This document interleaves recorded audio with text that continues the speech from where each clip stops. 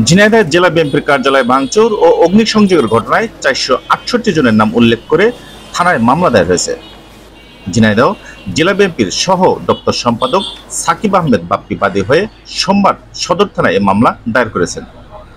গত 4 আগস্ট বৈষম্য বিরোধী ছাত্র আন্দোলনের চলাকালীন সময়ে আওয়ামী লীগের দলীয় নেতাকর্মীরা বিএনপির জেলা কার্যালয়ে ভাঙচুর ও অগ্নিসংযোগ করে। এ ঘটনায় কার্যালয়ে থাকা আসবাবপত্র ও প্রয়োজনীয় কাগজপত্র পুড়ে যায়।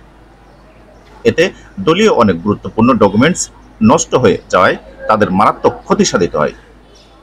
মামলায় ঝিনাইদহ 1 আসনের সাবেক সংসদ সদস্য নায়েব আলী জোয়ার্দ্দার, ঝিনাইদহ 2 আসনের সাবেক সংসদ সদস্য ও জেলা আওয়ামী লীগের সভাপতি শফিকুল ইসলাম অপু, তাহাজিব আলম সিদ্দিক শমী, সদর পৌরসভার মেয়র কাইয়ুম শাহরিয়ার জায়েদী হিজল, পৌর আওয়ামী লীগের সভাপতি জীবন কুমার বিশ্বাস, সাধারণ সম্পাদক নজরুল ইসলাম বিশ্বাস, জেলা ছাত্রলীগের সভাপতি সজীব হোসেন, সাধারণ সম্পাদক আল ইমরান সহ মোট 468 জনের নামে মামলা দায়ের হয়েছে।